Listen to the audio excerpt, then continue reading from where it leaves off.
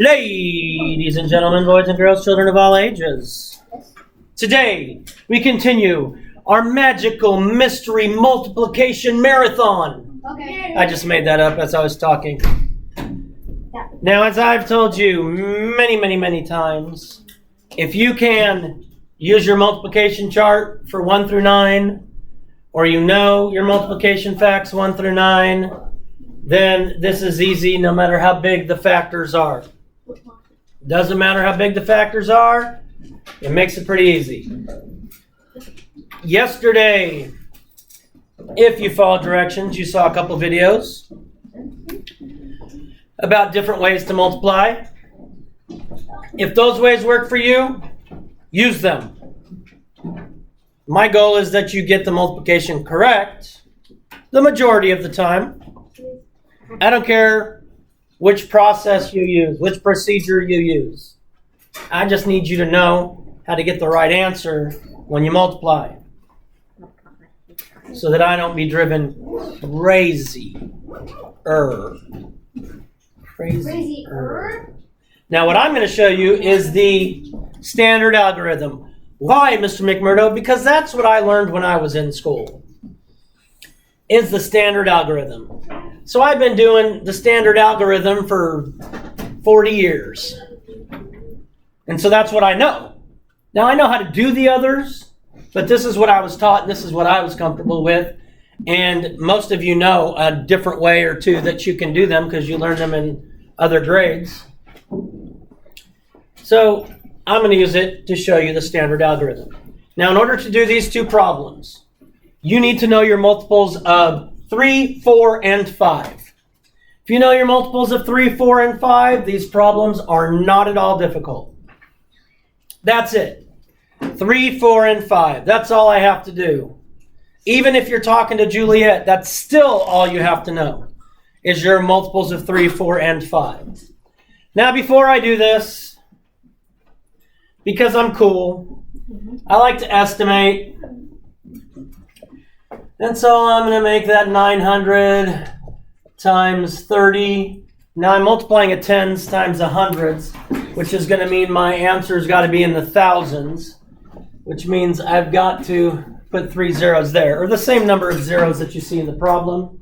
But it's because you're multiplying a number in the tens by a number in the hundreds.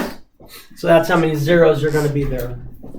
Now all I have to know is 3 times 9, which is 27.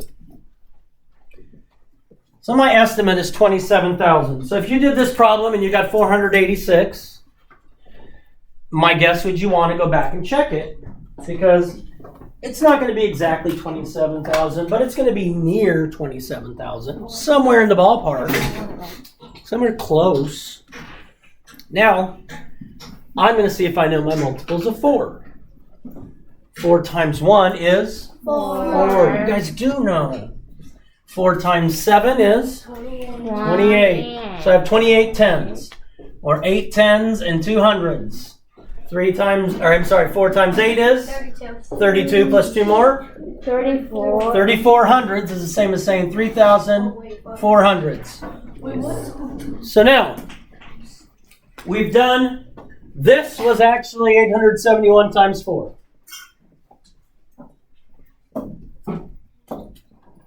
Now we have to do 871 times 30. Why 30? Because the 3 is in the tens place, and the value of 3 tens is 30. So this is going to be multiplying 3 tens by 871 by 3 tens. Now, just like we did here, and we had this 0 come down, and these 2 zeros, we're going to start, we put our 0 here, because we're in the tens place. We are starting with the tens place. This 3 is in the tens place. So now I have to know my multiples of 3. 3 times 1 is? 3. 3 times 7 is? 21. 3 times 8 is? 24. Plus 2 more? 26. 4, 8, 9, 10, 11, 4, 5, 6, 9, 29,614. Did I do all that right? Yes. Yeah, okay. That's what I mean, because I make mistakes too. that's what I got. And I do checked that on right, a Joel? calculator. That's how you do math? All right, so now we have our next problem, which is 693 times 45. Remember, these are our factors. A 3-digit factor times a 2-digit factor. We're going to get, what's the answer to multiplication called? A sum. Product.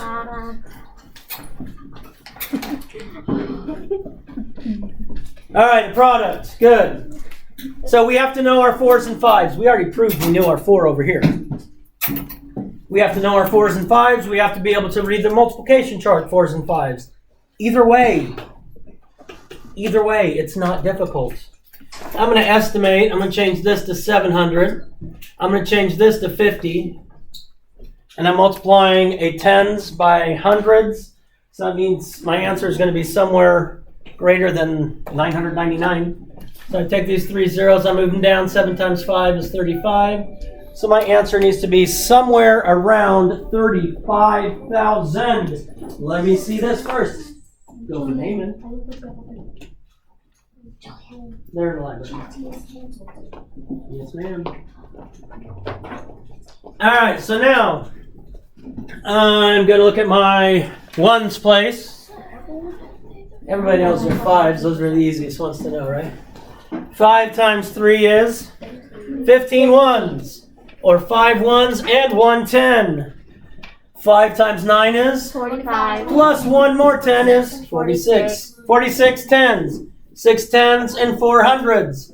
5 times 6 is 30. plus 4 more 34. 34, or 4 hundreds and 3 thousands. So I just did 693 times 5. Now I have to do 693 times 40, because there's 4 tens, and the value of 4 tens is 40. You say this all the time. We've been doing this for a couple days. I'm going to say the same thing over and over and over again. That's what I'm going to do. That's what I do. That's who I be. Because I want to. All right, since I'm starting at 40, that's why my 0 goes there. Then I have 4 tens times 3 ones is 4 times 4 12. times 3 is 12. So I have 12 tens, or 2 tens, and 4 tens times 9 tens is 36. 36 plus the one other 37. 37. 4 times 6 is 24. plus the 3 more 27. 27. And I find the sum of these two products. The sum is the answer to an addition problem. And let's see, 5, 8, 7, 8, 9, 10, 11. 7, 10, 11. 31,185. Correct. Now, I don't care how you do it. I don't care how you do it, which strategy you used. However you choose, I just want you to be able to get it correct. So yes, we're going to keep practicing this, just like we're going to keep practicing the decimal stuff from Unit 2. We're also going to start by multiplying decimals too. Boom, that'll be fun. You're not a boom? Boom. Shakalaka. Peace out. God bless. Love you. Do something kind today. Save the bees. Please subscribe so I can be rich. I'll still come back and teach them because they need me and I need them. Yay. Love ya.